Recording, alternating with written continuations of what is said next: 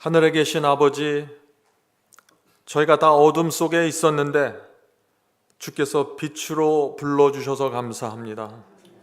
주께서 주신 이 진리의 말씀을 저희가 소중히 품고 살아갈 수 있도록 도와주시옵소서.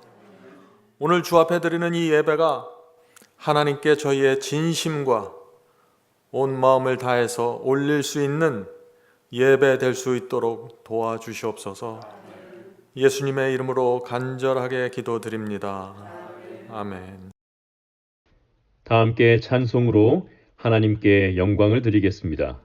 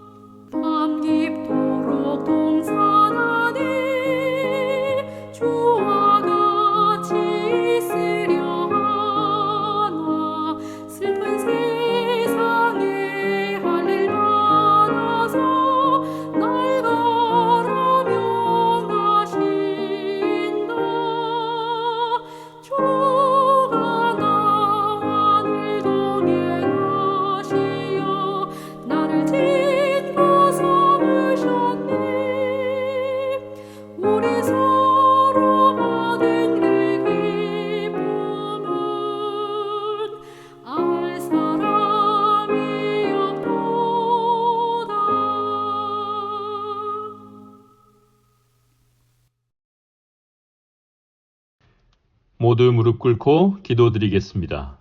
기도를 마친 후 음악이 이어지면 개인 기도를 드려주시기 바랍니다.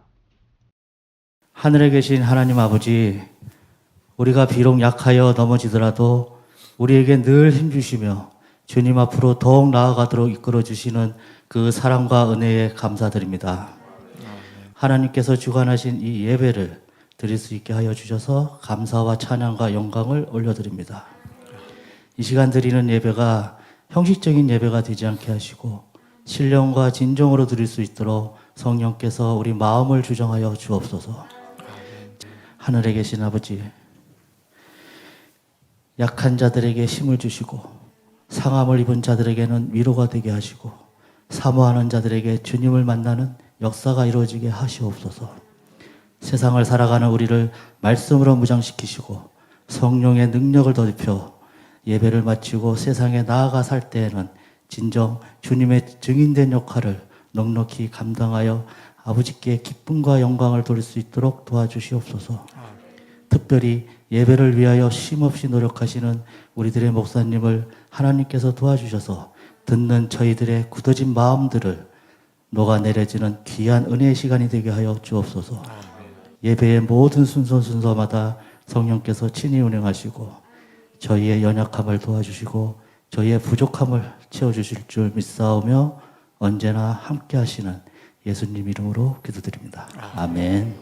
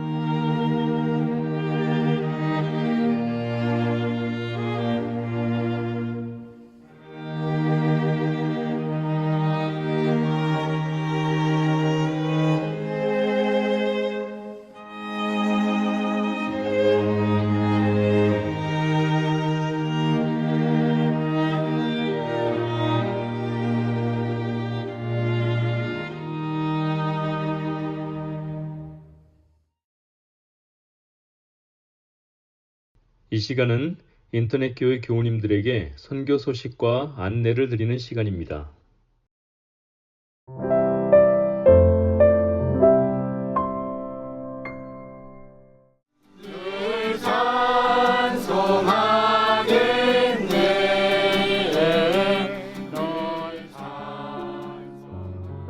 마지막 사명 교회 새신자 20명이 침례를 받고 마지막 사명 교회에 입교했습니다. 최근 코로나 바이러스 19로 전도가 위축된 상황 속에서 어떻게 새 신자들이 마지막 사명 교회에 찾아와 침례를 받았을까요? 마지막 사명 교회의 유튜브 선교 활동이 접촉점이 되었습니다. 유튜브에서 설교 말씀을 찾다가 하나님의 기이하신 섭리로 마지막 사명을 발견하게 된 것입니다. 유튜브에서 마지막 시대의 예언과 진리를 배우고 깨달은 성도들이 뜨거운 마음으로 마지막 사명 교회로 찾아왔습니다. 마지막 사명 교회는 유튜브 선교를 통해 세워진 개척 교회입니다. 마지막 사명 교회가 세워지기까지 어떤 과정이 있었을까요? 2019년 2월이었습니다. 수원의 작은 오피스텔에서 저희가 인터넷 선교를 시작하게 되었습니다. 주의 말씀을 유튜브와 웹사이트에 올리게 되면서 귀한 영혼들이 저희와 접촉하고 찾아오게 된 것입니다. 1명, 2명 이렇게 영혼들이 저희를 찾아오는데 예배를 드려달라고 찾아오는 것입니다. 저희 적은 오피스텔 예배실이 가득 차게 되었습니다. 하나님께서 기이한 섭리를 통해서 저에게 새로운 예배 장소를 주셨는데 그곳이 서울 강남이었습니다. 2019년 6월 강남 교대역 부근에 예배소가 세워졌습니다. 그리고 같은 해 10월에 18명의 그 영혼들이 주 앞에 드려지고 침례를 받게 되었습니다. 그리고 그로부터 1년 후 23명의 영혼들이 새 신자가 되기로 결정하였고 침례를 받게 되었습니다. 인터넷 선교를 통해서 들어온 영혼들입니다. 하나님께서 여기까지 저희를 인도해 주셨고 앞으로도 더 많은 영혼들이 성령을 통해서 감동을 받고 진리를 발견하고 저희 교회를 찾아오게 되기를 간절히 바랍니다.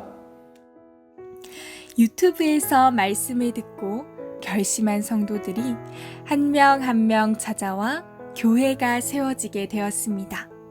교회에 찾아오는 성도들은 마지막 사명 웹사이트에서 바이블 칼리지라는 온라인 성경 공부 과정을 졸업해야 들어올 수 있습니다. 바이블 칼리지에서는 다니엘서와 요한계시록의 예언, 성소, 죽은 자의 상태와 지옥에 관한 진리들을 공부하게 됩니다. 그중 다니엘서와 요한계시록 과목을 졸업한 사람들에게만 마지막 사명 교회를 소개해주고 있습니다. 새롭게 침례를 받고 재림성도가 된 마지막 사명 교회 교인들은 감사와 뜨거운 열정으로 하나님의 말씀을 받아들이며 따라가고 있습니다. 이제는 남아있는 친구들과 가족들에게 재림신앙을 전하기 위해 기도하며 애쓰는 선교사가 되었습니다. 마지막 사명 선교팀은 유튜브 선교 채널을 개설하여 운영하고 있습니다. 하루 3만여 명이 방문하여 말씀과 예언을 공부하고 있습니다. 매일 아침 6시와 9시에 유튜브에서 방송되는 아침 예배에는 하루 1,000여 명의 그리스도인들이 참석하고 있습니다. 우리의 기도는 점점 더 많은 영혼들이 마지막 사명 교회로 연결되는 것입니다. 마지막 사명 교회의 미디어 선교 사역을 위하여 기도와 응원을 부탁드립니다.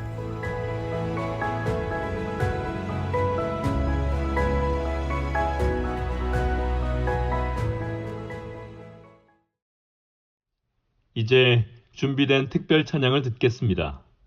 특별 찬양을 들으신 후에 목사님께서 하나님의 말씀을 대언해 주시겠습니다.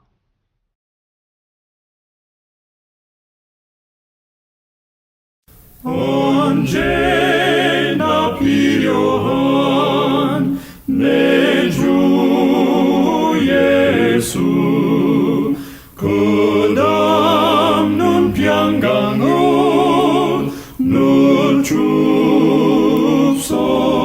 주옵소서. 언제나 필요한 내 주 예수여, 나 주께 나가오니 복 주옵소서.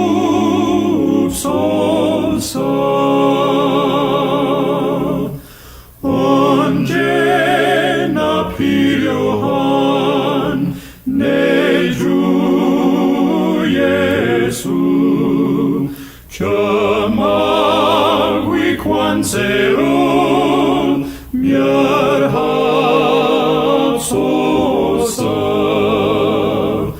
언제나 필요한 내 주 예수여, 나 주께 나가오니 복 주옵소서.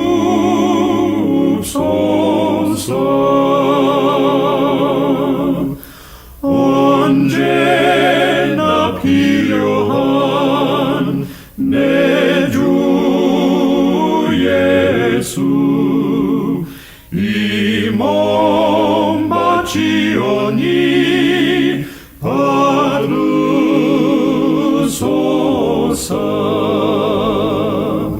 언제나 필요한 내 주 예수여, 나 주께 나가오니 복 주옵소서.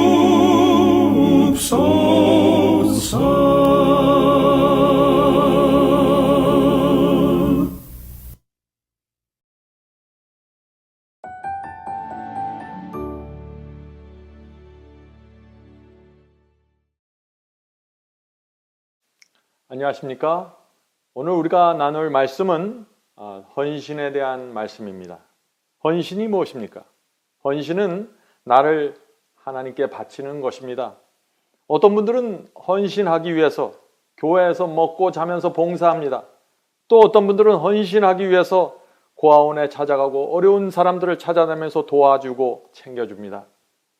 성도 여러분, 그런 봉사와 희생이 모두 선하고 참 아름다운 것이지만은 헌신은 하나님께 내 자신을 바치는 것입니다. 처음 제가 교회 다닐 때 그 목사님과 장로님들이 저에게 이제 하나님께 헌신하라고 많이 말씀하셨습니다. 저는 그것이 처음에 무엇인지 잘 몰랐습니다. 헌신이 어떻게 하는 것인지, 그것이 무엇인지 잘 몰랐습니다. 어떻게 해야 내가 내 자신을 하나님께 드릴 수 있는지 잘 이해할 수가 없었습니다. 그래서 처음에 하나님의 말씀에 이렇게 열심히 순종하는 것이 이게 헌신이구나, 그렇게 생각했어요. 제가 교회에 들어와서 이것도 순종하고 저것도 순종하고 열심히 순종해 나갔습니다. 그런데 나중에 한참 하다 보니까 성경이 말하는 헌신은 그게 아니더라고요. 그래서 오늘 헌신이 무엇인지 하나씩 읽어보면서 찾아가도록 하겠습니다.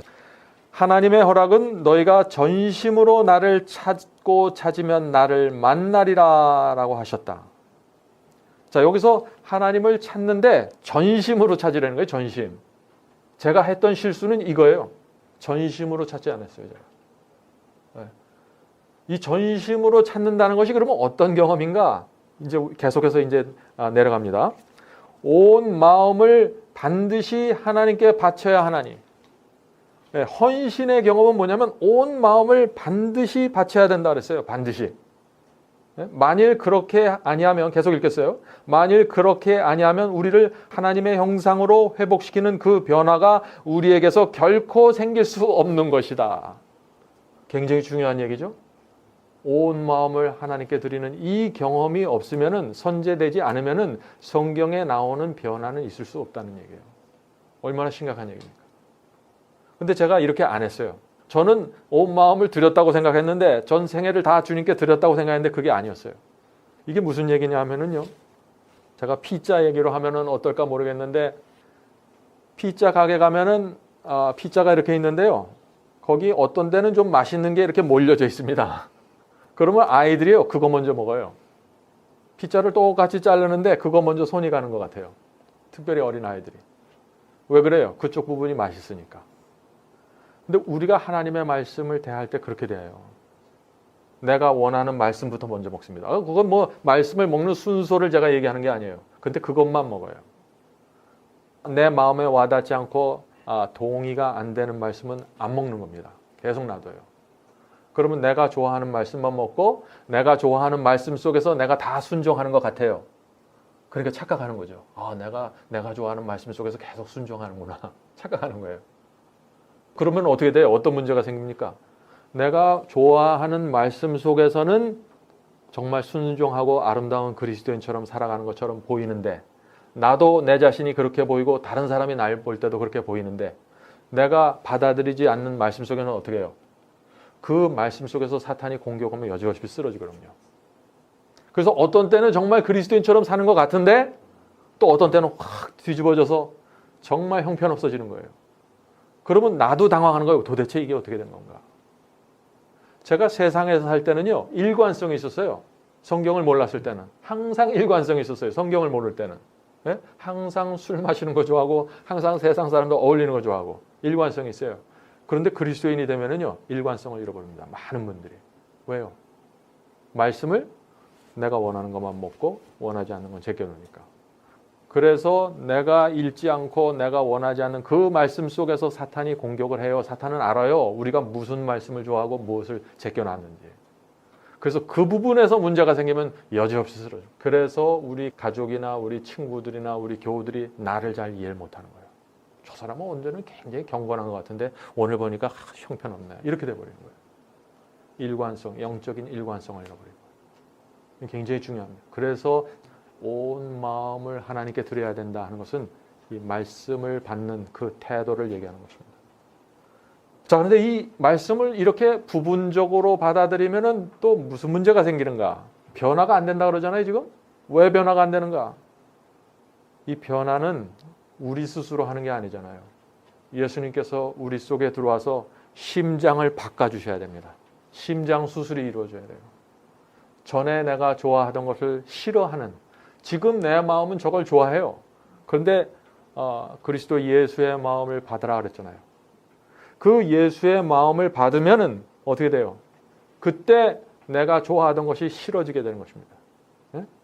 그래서 너희 가운데 이 마음을 받으라 하는, 이 마음을 품으라 이는 곧 그리스도 예수의 마음이 해서 이 그리스도의 마음을 받는 경험을 해야 심장 수술이 이루어져서 우리의 사고방식과 의도와 목적이 달라지게 되는 것입니다.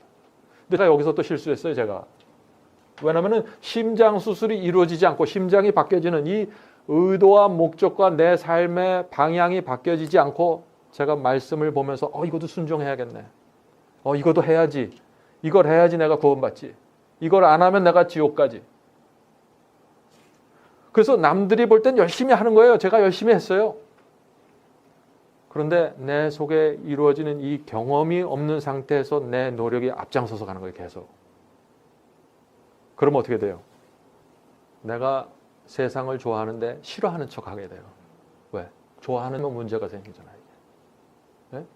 성경하고 안 맞잖아요. 그래서 나도 모르게 위선을 하게 됩니다. 그리스도인의 경험은 뭐냐? 내가 싫어해서 싫은 거예요. 내 마음이 그걸 싫어해서 안 하는 거예요. 죄가 마음속에 좋은데, 돈과 세상이 마음속에 좋은데 싫은 척 하는 게 아니라는 얘기예요. 그렇게 되면 어떻게 돼요? 내 스스로도 딜레마에 빠집니다. 좌절하게 돼요. 왜냐하면 다른 사람들은 모르지만 나는 알거든요. 내가 지금 무슨 의도와 무슨 동기를 갖고 이 말씀에 순종하는지. 그래서 우리가 순결한 그리스도의 생애라는 것은 뭐냐? 이것은 마음의 중심에서 나오는 의도와 동기와 목적대로 살아가는 거예요. 그래서 그것이 열매예요. 내가 노력해서 하는 게, 내 마음과 다른 어떤 것을 내가 노력해서 만들어내는 것이 아니니까 말이죠. 네? 계속해서 읽겠습니다. 이거 굉장히 중요한 얘기죠. 이런 회복시키는 변화가 우리에게서 결코 생길 수 없다 하는 얘기예요. 계속해서 읽겠습니다. 세 번째 줄. 우리는 본래 하나님에게서 멀리 떠났다. 그럼 무슨 얘기를 하냐면은 우리는 결코 변화될 수 없다. 우리가 타고난 이 상태는 정말 불가능한 상태다. 속절이 없고 희망이 없는 상태다 하는 것을 얘기해요. 우리는 원래 하나님에게서 멀리 떠났다. 성령은 우리의 형편을 다음과 같은 말씀으로 진술하였다. 허물과 죄로 죽었던 너희, 에베소 2장에 있는 말씀이죠. 또 온 머리는 병들었고 온 마음은 피곤하여 성한 곳이 없고, 이사야 1장 말씀이고, 우리는 사탄의 올무에 단단히 붙들어 매인받아 그 뜻을 쫓아 그에게 사로잡힌 자, 디모데서 2장의 말씀입니다. 우리는 지금 이 말씀은 뭐예요? 불가능하다는 얘기예요. 우리 스스로의 상태는 우리가 노력을 할지라도 어떤 부분은 되는 것 같지만 그것이 지속되지 못하고 자꾸 내 속에서, 내 삶 속에서 두 가지 모습이 나타나면서 스스로 좌절하게 되는. 자, 이거 심각한 얘기죠. 여러분들 지금 제가 말씀드린 이런 경험이 이해가 되십니까? 예, 저는 제 마음에 너무나 와닿는 얘기예요. 이 얘기가 지금. 우리가 말씀을 읽으면서요, 이거 말씀 참 은혜롭다, 거기서 끝나지 말고요, 이 경험이 내 속에서 지금 어디까지 왔는가, 지금 이 말씀과 내 삶과 내 마음이 지금 어느 면에 있어서 차이가 있고 문제가 있는가, 그것을 살펴야 됩니다. 그래야 우리가 기도할 때 그 부분을 놓고 주님께 매달릴 수 있는 거예요. 제가 그렇게 하지 못했어요. 처음에 어떻게 하는 건지 몰랐어요. 성경을 어떻게 읽는 건지. 옛날에 학교 다닐 때 뭐 역사 공부하고 수학 공부하던 그런 식의 접근은 안 되는 거예요. 이게 성경은. 계속해서 읽겠습니다. 하나님께서 우리를 고쳐주시고 놓이게 하시기를 원하신다. 하나님께서, 이게 소원이에요. 하나님의 소원은 우리가 이 죄로부터 고쳐주시고 죄로부터 풀려나게 되는 것이 하나님의 소원이에요. 하나님의 소원도 그것이고 우리도 사실 그걸 원해요. 그런데 왜 안 될까요? 이게 하나님도 원하고 우리도 원해요, 사실은. 그런데 왜 안 될까요? 어떻게 하는지 방법을 잘 모르고, 또 하나는 우리가 마음은 원하지만은 우리 육체 속에서 올라오는 정욕과 본성 자체가 우리를 잡아당기는 힘이 너무나 강력하기 때문에 자꾸 거기 쓰러지는 것이죠. 그래서 그런 문제를 어떻게 해결해야 되는지 살펴보려고 합니다. 그러나 그렇게 하면은 전적인 변화, 즉 우리의 온 성질의 갱신이 요구되는 거로 우리는 우리 자신을 온전히 하나님께 바쳐야 한다. 이 말이 좀 번역이 참 어렵게 돼 있죠. 근데 우리가 우리 자신을 다 드리지 않으면은 그런 성경이 말하는 하나님께서 원하는 변화가 이루어지지 않을 거다 하는 그런 내용이죠. 자, 그 다음에 나오는 이 얘기가 참 많은 사람들이 오해할 수 있고 좀 방향이 빗나갈 수 있는 그런 말씀입니다. 한번 읽어볼까요? 자신으로 더불어 싸우는 싸움은 일찍이 싸운 싸움 중 가장 큰 싸움이다. 내 자신과 싸워야죠. 사도 바울이 내 자신을 쳐서 복종시키라 그랬으니까 싸워야 됩니다. 모든 것을 하나님의 뜻에 복종시키며 자신을 바치는 일은 고투이다. 이 고투는 막 고군분투한다는 얘기죠. 엄청난 노력이 필요하다는 얘기죠. 그러나 심령이 새로워져서 성결케 되려면 그 심령은 하나님께 순복시켜야 한다. 자, 이 경험이 제가 가장 오해했던 경험이 이거예요. 제가 교회를 안 다니다가 나이가 들어서 이제 교회로 오니까 어떻게 돼요? 그 마음은 순수하니까 무슨 말씀이 있으면 내 자신을, 사도 바울이 날마다 우리 자신을 부인해야 된다. 매일 부인해야지. 또 고투해야 된다. 열심히 투쟁해야 된다. 투쟁해야지. 그래서 했어요, 실제로. 내 자신의 최선을 다해서 했습니다. 그런데 그게 어떤 때는 되고 어떤 때는 잘 안 되는 것 같아요, 이게. 그래서 이게 도대체 무슨 문제인가? 이를 악물고 두 손을 불끈 쥐고 나는 끝까지 해낸다. 제가 또 결심하면 잘하거든요. 예? 내가 저거 하면, 결심하면 의지력이 있는, 예? 그렇게 내 의지를 갖고 무엇을 하고 무엇을 안 하고, 우리의 선택의 중요성을 많이 강조하잖아요. 그래서 딱 내가 판단하고 합리적으로 판단해서 내가 잘 판단해야지. 내 의지로 무엇을 결정해야지.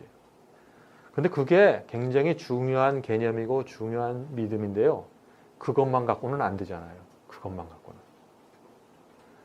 그래서 이게 도대체, 그래서 이 경험을 잘못 이해하면 어떻게 되냐면은 율법적인 신앙으로 들어가는 거예요. 자기도 모르게. 다들 율법적인 신앙이 잘못됐다는 건 이구동성으로 얘기해요. 누구든지. 그러나 나도 모르게 율법적인 신앙, 무엇을 내 스스로의 의지와 결단으로 선택해서 저거 이 교리 맞지? 영혼 멸절 이게 맞는 거야. 뭐 짐승에 대한 문제 이게 맞는 거야. 내가 선택하는 거예요. 그건 맞아요. 그런데 모든 것이 어떤 교리를 선택하는 것처럼 이루어지지는 않거든요. 왜냐하면 그것은 내 마음속에서 이루어지는 겁니다. 그래서 이게 내 마음이 주님께 드려지지 않은 상태에서 선택하기 시작하면 어떤 문제가 생기냐? 그게 바로 율법적인 신앙으로 빠져나가는 첫 번째 단계가 되는 것입니다.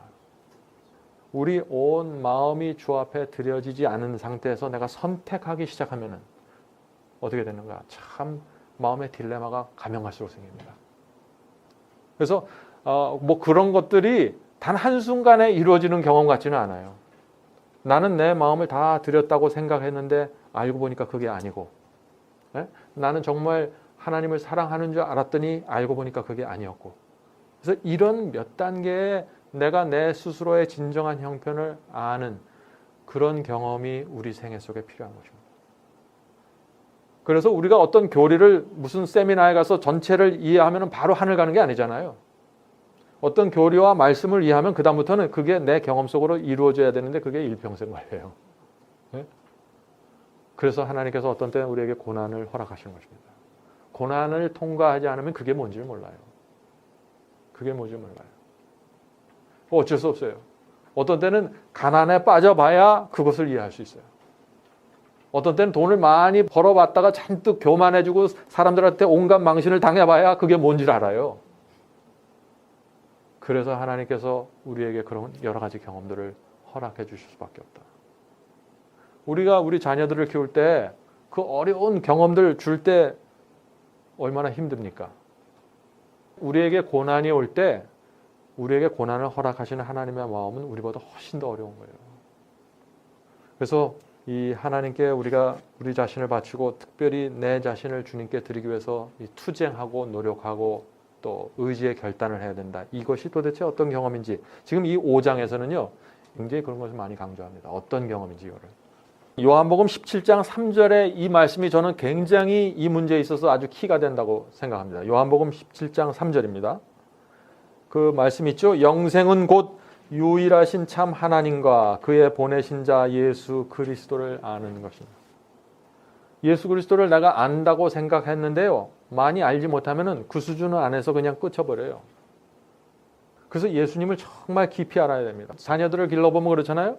그 아이가 7살, 8살 때 저를 아는 거하고 20살 때 지금 저를 아는 거하고 지금 다 커서 30살이 넘어서 이 아버지, 어머니를 아는 건 전혀 다른 거죠. 7살, 8살 때는 어떻게 해요? 그때도 순종 잘해요. 제 말 잘 들어요. 근데 제가 무서워서 들어요. 안 들으면 때리니까 내가. 벌 주고 아빠가. 근데 그때는 그 아빠의 처벌이 어떻게 느껴집니까? 전부 고난이에요. 처벌이고 형벌이에요. 근데 자라면서 이 아이가 인생을 살아보면서 아, 그때 아빠가 그렇게 안 해줬으면 내가 큰일 날 뻔했구나. 이렇게 깨닫잖아요. 우리 그리스도인의 경험 중에서도 그런 것들이 필요하다는 거예요. 그런 것들이 우리가 갖지 않으면은 말씀을 읽어도 이게 무슨 말인지 몰라요. 나는 최선을 다해서 읽었고 마음을 활짝 열고 읽었지만은 이게 무슨 뜻인지 몰라요. 그래서 하나님께서 인도하실 때 우리가 너무 조급해하지 않으시는 게 또 중요합니다. 너무 안달하지 마세요. 왜 나는 이 경험이 없을까? 경험 주세요. 여러분이 원하면은 반드시 주세요. 자, 계속해서 읽겠습니다. 하나님의 정부는 사탄이 주장하는 바와 같이 맹목적 굴종이나 무리한 제재 위에 세워진 것이 아니다. 사탄은 주장해요. 하나님께서 어떻게 해요? 맹목적으로 순종하기를 원한다고. 순종 안 하면 처벌하고 순종하면 벌 주고 지옥 가고 강압적으로 우리를 끌어가고 그게 사탄의 주장이에요. 근데 하나님께서는 그렇게 하지 않으세요. 여러분들도 여러분들 자녀 그렇게 안 하잖아요. 네? 근데 제가 이 말씀을 이번에 5장을 읽어보면서 육신의 아버지 어머니도 이렇게 하지 않는데 왜 우리가 하나님을 그렇게 생각하나? 왜 하나님께서는 우리에게 뭐 강압적으로 무엇을 요구하고 강압적으로 무엇을 끌고 가는 그런 것처럼 우리가 자꾸 착각하나? 자, 계속 읽어보죠. 하나님의 정부는 이지와 이성과 양심에 호소한다. 하나님께서는 우리의 이성과 양심에 호소해요. 양심. 네? 우리 자녀 교육도 이렇게 해야 되지 않아요? 우리 아이들이 좀 커면은 그 양심에 호소해야 됩니다.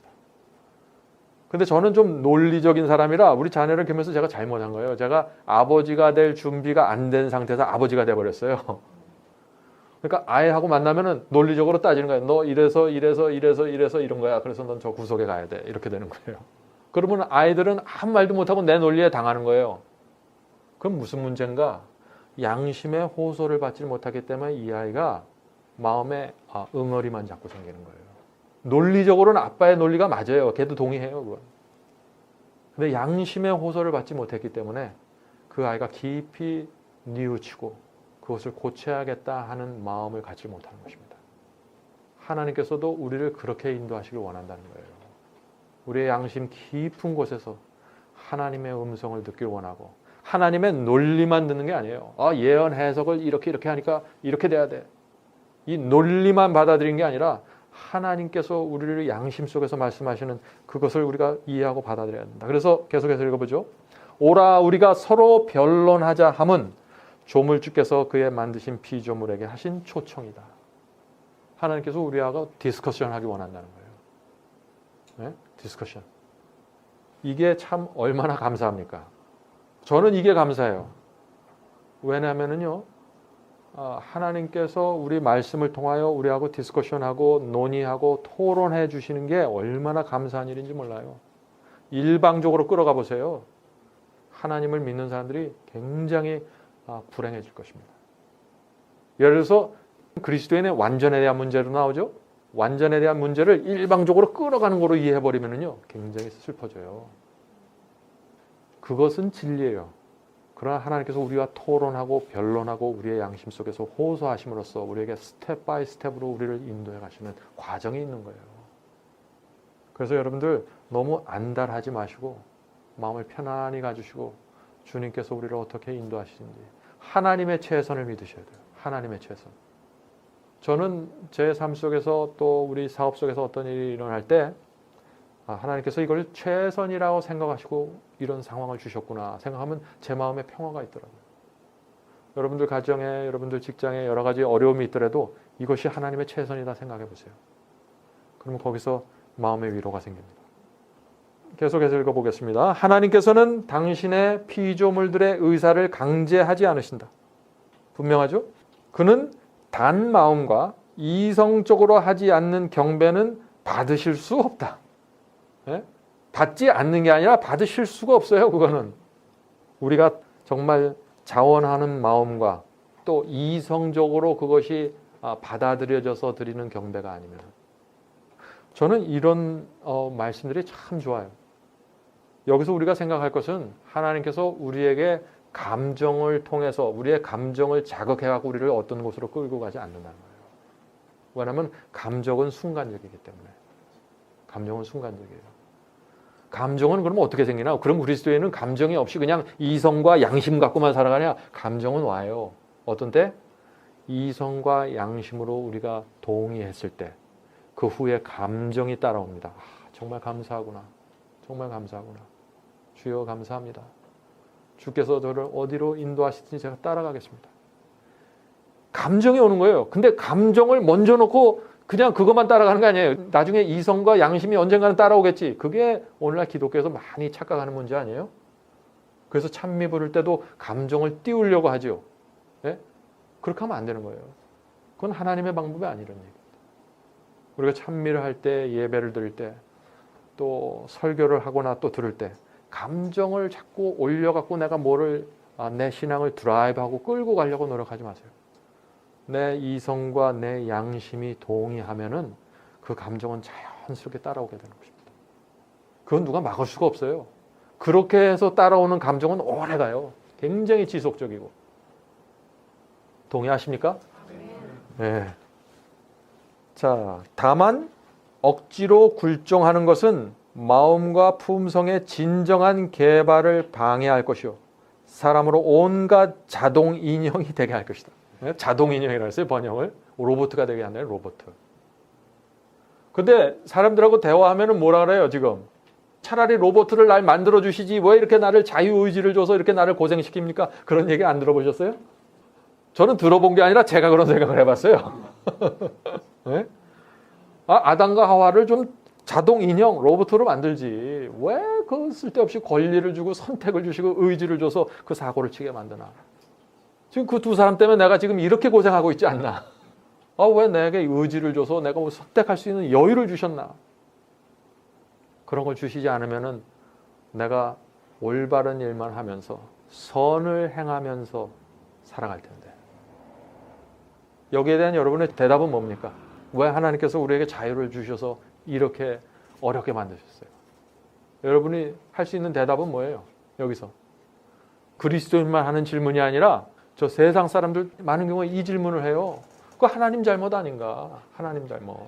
하나님이 이렇게 자유의지 줘서 다 망가뜨려 놓고 이제는 또 뭐 잘못해갖고 지옥 보내보낸다, 천국에 이게 너무 비논리적이 아닌가? 이런 얘기들, 이런 질문들.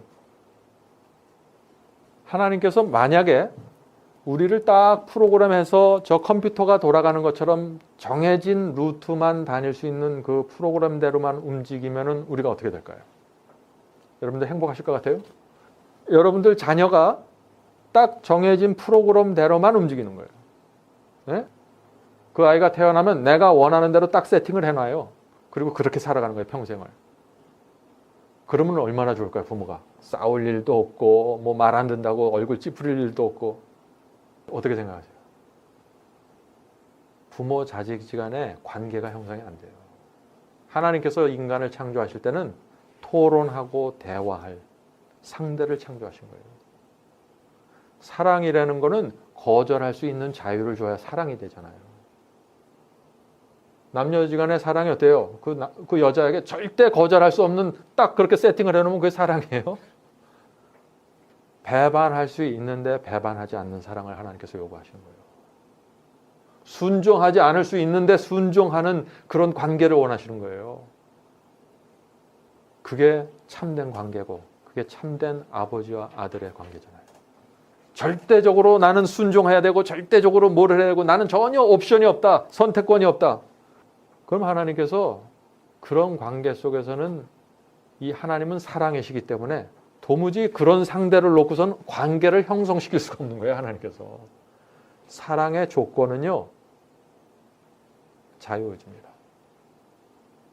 사랑의 조건은 바닥에 피차 간의 자유의지를 줘서 피차 간에 선택할 수 있는 권리를 준 다음에 시작하는 거예요. 그래야 그게 사랑이고 그래야 그것이 자원하여 드리는 경배가 되는 것이죠. 그래서 우리가 우리 자녀들 그런 의지와 선택을 주면서 우리가 대화를 해야 돼요. 도망가지 못하게 그걸 딱 차단해갖고 대화하고 싶은 충동 많이 느끼죠. 저도 그래요. 그런데 그렇게 되면은 어떻게 되냐? 내 눈앞에선 잘해요. 근데 자기 의지와 자기 결단으로 결정한 선택이 아니기 때문에 아빠, 엄마가 없을 땐 딴짓해요. 그게 무슨 의미가 있어요? 네? 하나님께서는 우리가 혼자 있을 때 하나님을 경배하기 원해요. 우리가 이렇게 여럿이 있을 때 서로 눈치를 보고 서로 예의에 지켜서 무엇을 하는 게 아니라 나 혼자 있을 때 하나님을 바라보고 경배하기 원해요. 그런 사람이 하나님께 온전히 마음을 드린 사람입니다. 자, 계속 읽어보죠. 그는 당신의 창조력의 극치인 사람이 가능한 한 최고 한도까지 발달되기를 원하시는 최고의 축복을 우리 앞에 놓으셨다. 우리가 최고도로 이 세상에 살면서 최고로 높은 그런 수준까지 올라가게 되는 게 하나님이 원하는 거예요. 하나님께서. 우리도 우리 자녀에게 그걸 원하잖아요. 우리가 어떤 자녀를 낳았을 때 그 아이가 가지고 있는 능력 안에서 최고를 발휘하면서 살아가기를 원해요. 하나님께서도 우리에게 그렇다는 거예요. 그래서 최고 한도까지 발달되기를 원하시는 최고의 축복을 우리 앞에 놓으셨다. 지금 우리 집사님들 앞에 최고의 축복이 다 있다는 거예요. 네? 그거를 받고 살아가려는 거예요. 그 최고의 축복이 뭐예요? 그런데 그 최고의 축복이 구체적으로 그것이 지금 여기서 이 문맥상으로 볼 때 그게 바로 변화된 생이에요. 성화예요. 거듭남이에요. 그것을 우리가 받고 우리 마음이 변화돼서 우리 삶 속에 열매를 맺기 시작할 때 그게 최고의 축복이 되는 거예요. 아니 왜 우리가 거듭나고 우리가 변화되는데 그게 왜 우리의 축복일까? 그게 우리의 마음에 무슨 기쁨이 될까? 그게 우리 무슨 행복이 될까? 저 뒤에 보이는 저런 멋진 아파트에 들어가야 행복하지. 성경의 행복은 인간은 어떻게 창조됐냐면 다른 사람을 행복하게 해줌으로써 내가 행복해지는 거예요. 내 스스로 나와 내 가족만 열심히 행복하려고 노력해 보세요. 행복해지지 않아요. 결국에는. 남편이 행복해지는 방법이 뭡니까? 아내가 행복해져야지 행복해요. 아내는 누구예요? 내 남편이 행복해야 돼요. 그래야 내가 행복한 거예요. 우리 자녀들은 엄마 아빠가 정말 행복하게 살아가는 모습을 봐야 행복한 거예요. 우리 부모들은 어때요? 우리 자녀들이 부족하지만 정말 행복하게 살아가는 모습을 볼 때 우리 마음에 기쁨이 있는 거예요. 그래서 우리는 내 스스로 내가 행복해야지, 내가 무엇을 만족해야지, 내가 뭘 만들어야지, 내가 이 조건을 만족해야지, 그래야 내가 행복하지, 그렇게 생각하시면은 그거는 전혀 다른 종류의, 그건 저 세상 사람들이 하는 행복이에요. 하나님께서 우리에게 주고자 하는 최고의 축복은 뭐냐? 우리 주변에 있는 사람들, 다른 사람을 행복하기 위해서 고민하는 사람들이에요. 그럼 내가 행복해져요. 다른 사람에게 복음을 전하기 위해서 내가 고민하세요. 그럼 여러분들이 성화돼요. 제가 31살에 시골에 가서요. 내가 성화돼야지 하고 무지하게 노력했어요. 네? 내가 세상을 버려야지. 그것도 중요해요. 그거 제가 전혀 무시하는 게 아니에요. 그러나 모든 것이 내 구원에 집중되어 있었어요. 내 구원에 집중되어 있으니까 어떤 문제가 생기는 줄 아세요? 가난한 자가 지나가도 쳐다보질 않아요. 제가. 왜? 내가 더 불쌍해요. 내가 더 동정받아야 돼요. 복음을 모르는 사람들 내 주변에 있어도 전혀 그 사람들에 대한 내가 무엇을 해야 될지, 내 의무가 뭔지, 그 사람들 내가 어떻게 대해야 될지 전혀 모르는 거예요. 왜? 내가 구원받아야 돼. 내가 지옥 가지 말아야 돼요. 우리가 무슨 동기로 그리스도를 믿는지 이 헌신은요, 그것이 순결해져야 돼요. 그러면 참된 행복이 우리에게 다가옵니다. 그것이 그렇게 될 때, 그것이 정확하게 이해되고 우리가 정확하게 우리가 가야 될 방향을 이해하면은 그때 참된 행복이 무엇인지 알아요. 행복은 내가 얼마나 많이 갖고 있는가로 결정되지 않습니다. 그건 사실인 것 같아요.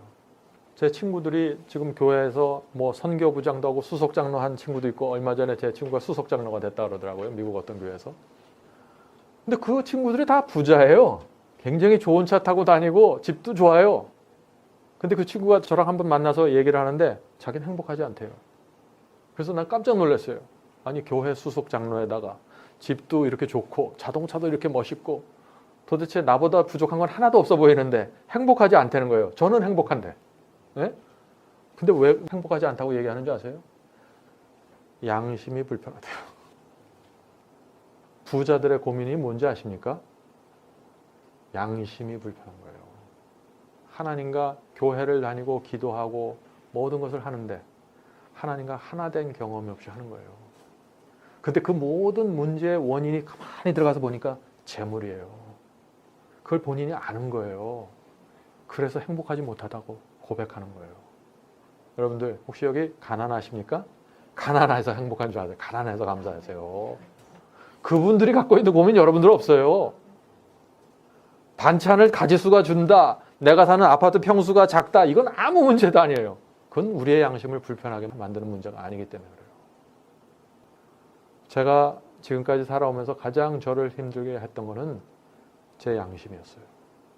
제가 갖고 있는 것이 아니었어요. 가만히 생각해 보면 제가 시골에 그렇게 살 때도 제 마음이 편안하니까 행복하더라고요. 제 마음이 편안하니까. 여러분들 남은 생에는 그렇게 사셔야 돼요. 그거 자꾸 쓸데없는 거 생각하지 마시고, 예? 지금 내가 갖고 있는 것에 만족하세요. 불행을 내가 갖고 있는 것에 만족하지 않을 때, 여기서부터 시작되거든요. 내가 붙들고 있지 않는 것을 바라보면서 적어도 있어야 되는데 그렇게 생각하는 거예요. 그때부터 행복하지 않아요. 갈라디아서 자족할 줄 알았어요. 너희가 부자나 가난하나 자족하다. 지금 내가 갖고 있는 것에 만족하고 살라는 거예요. 그게 다른 게 아니에요. 계속 읽겠습니다. 그는 당신의 뜻을 우리 안에서 이루시기 위하여 우리 자신을 당신께 바치기를 청하신다. 우리가 하나님의 자녀의 영광스러운 자유를 누리기 위하여 죄의 속박에서 놓이고 못 놓이게 되는 것은 우리의 선택에 달려있다. 그렇죠? 여기서 선택이 중요하죠. 죄의 속박에서 벗어나든지 붙잡혀 있는 것은 우리의 선택이다. 당연한 얘기예요. 우리가 선택하지 않는데 뭐가 이루어지겠어요? 우리가 선택을 하는 건 기본이에요. 그런데 선택을 하는데 어떤 마음으로 하냐 이거예요. 어떤 마음으로. 하나님께 마음을 드린 상태에서 이루어지는 것이냐, 아니면 어떤 구원과 멸망을 놓고 어떤 축복을 놓고 그것을 위해서 내가 선택을 하고 결정을 하는 것이냐, 그 얘기를 하는 것이죠. 그래서 선택은요, 내가 선택한다 그렇게 생각하지 마시고 조금 또 다른 표현은, 선택은 맞아요, 그건 틀림없습니다. 근데 이런 표현으로 바꿔서 이해하면은 더 저는 제 마음에 와닿더라고요. 그것은 매달림이에요. 매달림. 문둥병자가 어떻게 했어요? 예수님께서 오시니까 주여 나를 구원하여 주시옵소서, 나를 고쳐주시옵소서. 그건 그냥 선택한 게 아니에요. 이 표현은 선택이지만 그건 단순한 선택이 아니에요. 뭐 음식을 먹을 때 이거 먹을까 저걸 먹을까 이런 정도의 선택이 아니에요. 두 가지 교리가, 영혼 불멸설과 영혼 멸설이 있는 내가 어떤 교리를 먹을까, 이런 종류의 선택이 아니라는 얘기예요. 이거는 매달림이에요. 주께서 날 버리시면 제가 갈 곳이 없습니다. 절박함이에요. 간절함이에요. 이것이 반드시 선택에 포함되어 있어야 돼요. 그것이 선택에 대한 사상입니다. 제 실수가 뭔지 아세요? 절박함과 간절함이 뭔지 몰랐어요. 그래서 선택하면 되는 줄 알았어요. 내가 결심하면 되는 줄 알았어요. 거기서 이루어지는 게 아니더라고요. 내가 얼마나 절박하고 내가 얼마나 간절하냐에 따라서 내 마음이 열려지는 폭이 달라지고 성령께서 나에게 역사해 주는 그 깊이가 달라집니다. 그래서 이 선택에 대한 문제, 이건 굉장히 중요합니다. 이 선택에 대한 문제, 또 내 자유의지에 대한 문제를 잘못 이해해버리면은 어디로 빠질 수 있어요? 율법적인 신앙으로 들어갈 수 있어요. 율법적인 신앙으로 들어가면 첫 번째 나타나는 게 뭔지 아세요? 나만큼 선택하지 않는 사람은 무시해요. 나만큼. 왜? 나는 내가 싫어하는데도 이만큼 선택했는데 너는 왜 그거밖에 못해? 이럴 거예요. 왜요? 자기가 싫어하는 것을 선택해서 그래요. 내가 내 마음이 정말 원하니까 선택하는 거예요. 그래서 자꾸 지금 제가 마음을 말하죠? 마음. 내가 정말 원하니까 그걸 선택하게 되는 거예요. 그래서 우리가 선택할 때 기도해야 되는 이유가 여기 있어요. 기도를 통해서 우리 마음이 달라져야 되니까. 우리는 타고나면서부터 교만하고 태어나면서부터 이기적인 사람이에요. 그렇기 때문에 이런 마음 갖고는 선택을 해도 억지로 선택하는 거예요. 이런 마음 갖고는 선택을 하면 교만해져요. 그래서 성경을 많이 아는 사람들이 어떤 때 교만해져. 성경을 모르고 아예 신앙도 없는 사람은 교만해질 수가 없어요, 교회 안에서. 왜? 자기도 알아요. 남도 알고 자기는 신앙 없다는 거. 근데 내가 성경을 많이 읽고 성경에 대한 지식을 많이 갖고 예언에 대한 많은 지식을 가졌는데 정말 내 심정에, 내 마음의 중심에서 이루어지는 경험이 빠져버리면 어떻게 돼요? 그 다음부터는 지식 자랑하게 되고 영적인 교만으로 들어가는 거예요. 굉장히 조심해야 됩니다. 그쪽으로 빠져 들어가면 빨리 빨간불이 들어와야 돼요. 여러분들 마음속에. 아, 내가 지금 뭔가 놓치고 있구나. 그거는 뭐 한 번 구원의 그런 경험했다고 해서 자동적으로 유지되는 게 아니죠. 오늘날 기독교에서 가르치는 것처럼 뭐 한 번 구원받으면 영원히 간다. 그런 건 없어요, 세상에. 한 번 그런 경험을 했더라도 또다시 그 경험을 잃어버리기 때문에 늘 내 마음을 살피면서 살아가는 게 필요합니다. 근데 이렇게 제가 늘 이런 얘기를 할 때마다 또 다른 편에서 얘기하는 거는 그거는 내가 조바심을 느낀다고 해서 되는 게 아니에요. 그냥 내 마음을 들이면은요, 이런 경험들은 자연히 따라오게 됩니다. 또 세월이 지나가면서 점점 더 깊어지게 돼요. 이게 도대체 무엇인지. 그래서 여러분들 마음을 편안하게 가지시고 대신 한 가지 말씀으로 여러분을 채우셔야 돼요. 말씀으로. 결국은 말씀해 주셔요. 우리의 합리적인 사고방식과 우리의 합리적인 판단으로는 이게 되는 게 아니에요. 말씀으로 나를 채워야 돼요. 다니엘서와 요한계시록으로 나를 채워야 돼요. 그럼 그 말씀이 나를 끌고 가요. 말씀이 나를 설득해버리거든요. 제가 말씀을 안 읽었을 때는 동쪽으로 가야 그게 해답이라고 믿었어요. 제가 교회 안 다녔을 때 옛날에. 인생은 이렇게 사는 게 가장 최선이라고 생각했어요. 근데 말씀을 읽으니까 어떻게 돼요? 동쪽으로 가면 그건 안 되는 거구나. 서쪽으로 가야 되는 거구나. 내가 설득을 당해버렸어요. 하나님의 말씀에. 그러면 서쪽으로 가는 게 당연한 거예요. 그 다음부터는. 그런 경험이 있어야 된다. 그건 말씀을 공부하지 않으면 안 돼요. 어떤 분들은 말씀은 공부하지 않고 말씀을 읽지 않으면서 자꾸 결심만 하려고 그래요. 기도만 하려고 그래요. 안 돼요. 그거는. 말씀으로 나를 채워야 돼요. 말씀으로 내가 설득당해야 돼요. 완전히. 하나님과의 변론에서. 말씀을 읽는다는 건 하나님과 변론하는 거거든요. 하나님께서 좁은 길을 가라는데 나는 넓은 길을 가기 원해요.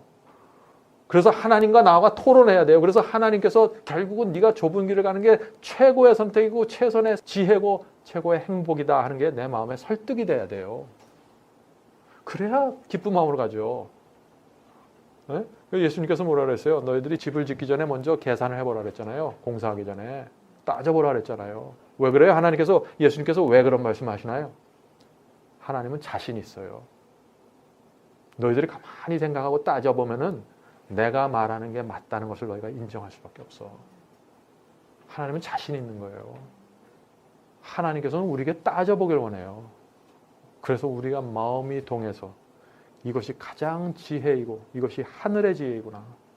그래서 나오는 선택을 기다리시는 거예요. 그런 선택은 두 주먹을 져야만 하는 선택이 아니죠.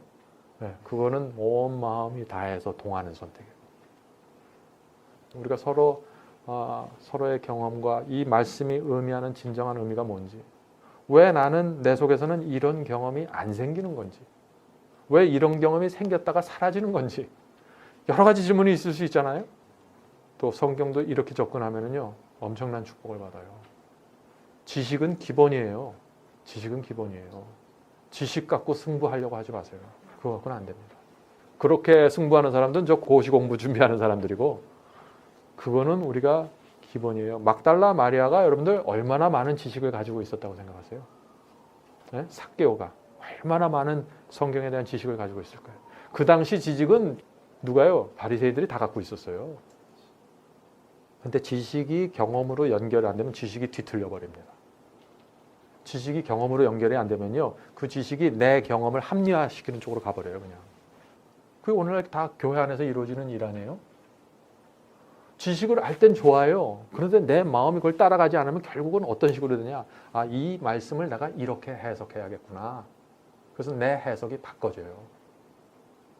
그래서 제가 미국에 있을 때 참 좋아하는 미국 목사님이 계셨는데, 그 목사님이 그런 얘기를 하셨어요. 제가 옛날에 책을 읽으면서 그 옆에다가 깨같이 다 써놨대요. 지금 이 말은 이런 뜻이구나, 이 말은 이런 뜻이구나, 다 썼어요, 그때. 근데 이 목사님이 목회를 하고 한 오랜 세월이 지나가서 나중에 회개를 하고 거듭남의 경험을 했어요. 네? 그러고 나서 빼서 다시 읽는데 그 10년 전에 5년 전에 썼던 그 말들 보니까 무슨 말이에요? 그 당시에 자기가 갖고 있는 그 세속적인 마음, 그 당시에 자기가 갖고 있던 이기심과 교만을 합리화하기 위해서 다 그걸 다 해석했어요. 자기 마음에 맞춰서. 그래서 진리에 맞춰서 우리의 마음이 따라가지 않잖아요. 결국 이 진리가 내 마음 수준으로 내려오게 됩니다. 내 마음에 맞춰서 재해석하게 돼요. 그것이 오늘날 교회 안에서, 오늘날 많은 개신교회 안에서 이루어지고 있는 일들이에요. 그래서 굉장히 중요합니다. 성도 여러분, 오늘 우리는 헌신에 대해서 배웠습니다. 참된 행복은 우리 자신을, 나를 하나님께 드릴 때 생기는 것입니다. 성령께서 헌신이 무엇이고 어떻게 나를 하나님께 드릴 수 있는지 부디 가르쳐 주시기를 제가 간절히 바랍니다. 하늘에 계신 아버지, 오늘 저희가 배운 이 말씀을 저희 마음속에 새겨 주시옵소서. 주님께 저희의 마음을 드리는 것이, 이 헌신의 경험이 어떤 것인지 저희가 알 수 있도록 도와주시옵소서. 주님, 저희 마음에 맞추어서 말씀을 변질시키지 않도록 도와주시옵소서. 저희의 경험이 부족하다고 해서, 저희의 삶이 부족하다고 해서 하나님의 말씀의 표준을 떨어뜨리지 않도록 조심하도록 인도해 주시옵소서. 저희 마음속에 늘 성령께서 알려주시고 주님 안에서 거하는 행복과 만족을 경험할 수 있도록 도와주시옵소서. 하나님의 말씀을 따라서 가는 길이 이 세상에서 저희가 얻을 수 있는 최고의 행복과 만족이라는 것을 알 수 있도록 도와주시옵소서. 주님, 저희가 너무나 부족합니다. 복음의 많은 것을 알고 있고 오랫동안 교회 다녔지만 그것을 정확하게 경험하지 못했습니다. 주님, 저희를 불쌍히 여겨주시고 저희의 남은 인생을 인도하여 주시옵소서. 무엇이 주님께 가는 길이고 무엇이 하늘을 향한 길인지 알 수 있도록 도와주시고 그 길을 걸어갈 수 있도록 도와주시옵소서. 예수님의 이름으로 간절히 기도드립니다. 아멘.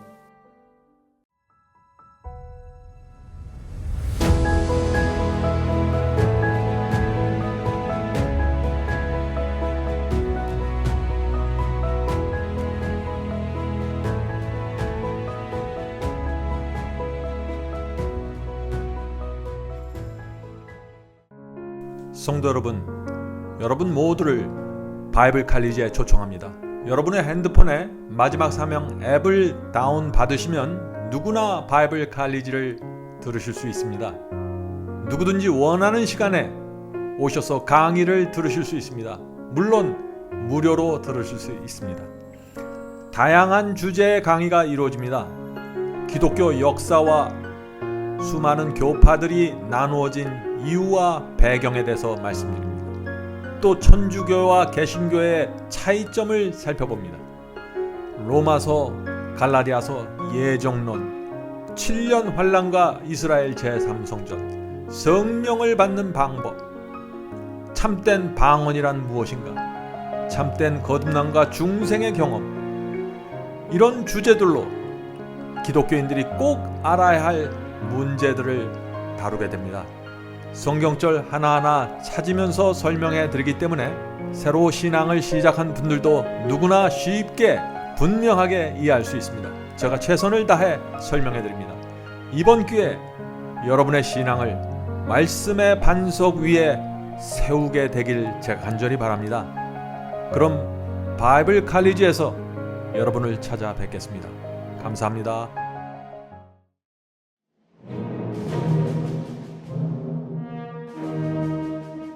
이것으로 오늘 예배를 마치겠습니다. 설교 말씀에 대한 감동이나 소감을 웹사이트 하단 게시판에 남겨주시면 감사하겠습니다. 사시는 지역 또는 나라와 함께 간증을 남겨주시면 우리 모두에게 큰 위로와 격려가 될 것입니다. 마지막 사명 사역을 위해 헌금하시기 원하시는 분들은 웹사이트 상단 헌금함에 드려주시기 바랍니다. 성도 여러분의 헌금은 복음을 전파하는 일에 소중히 사용됩니다. 그럼 다음 주 이 시간에 다시 뵙겠습니다. 마지막 사명 인터넷 교회 교우 여러분, 하나님의 은혜와 평강이 함께 하시길 간절히 바랍니다.